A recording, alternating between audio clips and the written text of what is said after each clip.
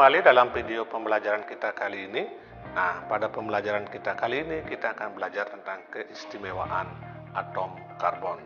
Pada pembelajaran terdahulu telah bersama-sama kita pelajari tentang karakteristik senyawa karbon, termasuk juga tentang perbedaan senyawa organik dan senyawa anorganik. Nah, hari ini kita akan secara khusus mengulas tentang keistimewaan atom karbon. Tujuan dari pembelajaran ini adalah setelah Anda belajar tentang keistimewaan atom karbon, maka Anda akan mengetahui bahwa atom karbon akan memiliki sifat-sifat yang istimewa yang menyebabkan terjadinya atau terciptanya berbagai macam struktur atau senyawa kimia yang sangat beragam. Keistimewaan atom karbon itu pada prinsipnya ada 3. Yang pertama, atom karbon memiliki 4 elektron valensi.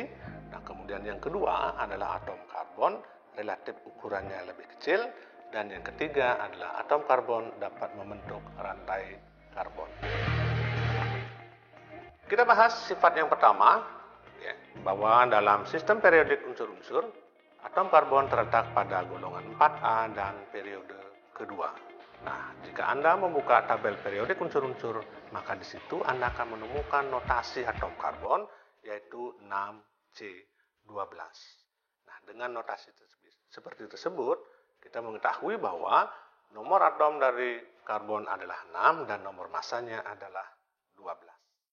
Dengan nomor atom 6, berarti atom karbon tersebut memiliki 6 elektron dan 6 proton serta 6 neutron. Dengan 6 elektron yang dimiliki oleh atom karbon, maka secara konfigurasi elektron kita bisa ketahui bahwa di kulit pertama ada 2 elektron dan di kulit kedua terdapat 4 elektron. Itulah sebabnya mengapa dikatakan atom karbon tersebut memiliki 4 elektron valensi. Tentu dengan 4 elektron valensi yang dimiliki, atom karbon belum memenuhi kaidah oktet. Oleh karena itu, maka diperlukanlah 4 elektron lain lagi yang akan diajak oleh atom karbon untuk bersama-sama membentuk ikatan secara kovalen. Kekhasan berikutnya dari atom karbon tersebut adalah membentuk senyawa atau berikatan secara kovalen, baik itu kovalen tunggal dengan atom lain maupun kovalen yang berikatan ganda.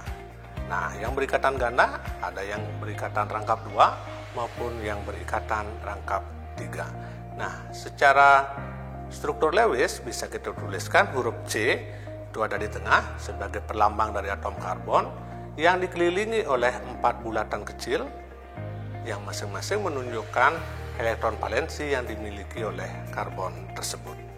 Nah, sekarang untuk mendapatkan atau memenuhi kaidah oktet, maka karbon tersebut harus berikatan dengan 4 elektron lain yang dalam hal ini misalnya dipenuhi oleh hidrogen, oleh elektron hidrogen, yang notabene elektron hidrogen hanya memiliki 1 elektron. Di sisi lain, hidrogen tentu belum memenuhi kaidah duplet, sehingga dengan demikian karbon dan hidrogen bisa dikatakan sebagai pasangan kunci dan anak kunci. Nah, keistimewaan lainnya adalah atom karbon dapat membentuk ikatan rantai C yang lurus atau bahkan mungkin bercabang.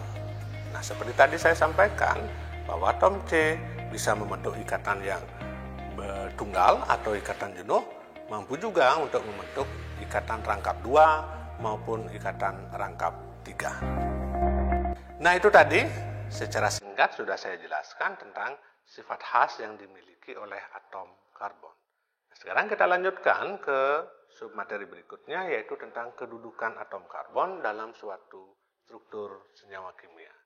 Nah, kedudukan atom karbon pada prinsipnya dibedakan menjadi 4. Yang pertama adalah atom C primer, yang kedua adalah atom C sekunder, yang ketiga adalah atom C tersier, dan yang terakhir adalah atom C kuartener.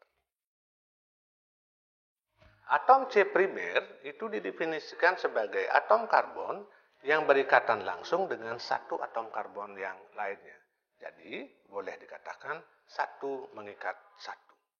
Tetapi, kalau atom C sekunder itu adalah satu atom karbon yang mengikat 2 atom karbon lainnya. atau 1 mengikat 2.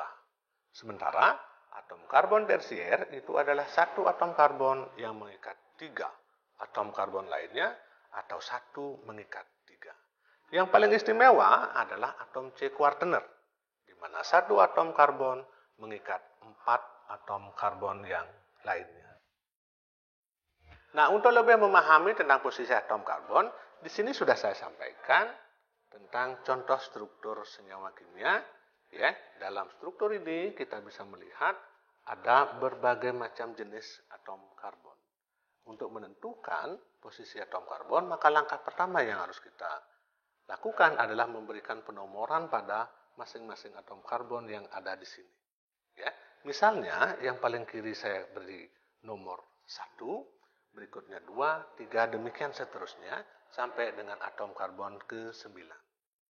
Nah, berdasarkan atas definisi yang tadi saya sampaikan, di sini kita bisa melihat bahwa yang disebut dengan atom C primer adalah atom C yang nomor 1, nomor 7, ya, nomor 8, 9, dan juga 10, serta nomor 11. Jadi, untuk menentukan atom C primer, itu bisa kita tentukan ketika atom C tersebut berada di ujung ikatannya. Sementara kalau untuk atom C sekunder, di mana 1 atom C mengikat 2 atom C yang lainnya, pada struktur ini ditunjukkan oleh atom C nomor 3 dan juga nomor 5. Atom C nomor 3 mengikat atom C nomor 2 dan mengikat atom C nomor 4 yang ada di sebelahnya. Nah, bagaimana halnya dengan atom C tersier? Atom C tersier adalah 1 atom C yang mengikat 3 atom C yang lainnya. Dalam struktur ini, atom C tersier ditunjukkan oleh atom C nomor 4 dan juga nomor 6. Pada atom C nomor 4, ya, dia mengikat atom C yang ada di atasnya, di sebelah kiri dan di sebelah kanan. Dan yang terakhir, yang paling istimewa seperti yang saya sampaikan tadi, adalah atom C kuartener, di mana 1 atom C mengikat 4 atom C yang lainnya. Dalam struktur ini ditunjukkan oleh atom C yang nomor 2, di mana atom C yang nomor 2 mengikat atom C yang ada di atas, di bawah, di kiri, dan yang ada di kanan. Baiklah, itu tadi secara singkat sudah saya paparkan tentang sifat khas atom karbon serta posisi atom karbon dalam suatu senyawa. Saya harapkan Anda di masa belajar dari rumah ini bisa memahami materi ini dan jangan lupa untuk senantiasa meningkatkan kompetensi Anda. Ingatlah bahwa ada banyak sekali sumber-sumber belajar yang bisa Anda eksplor di luar sana. Tetap belajar di rumah, jaga kesehatan, dan semoga kita selalu berada dalam lindungan Tuhan Yang Maha Esa. Sampai jumpa.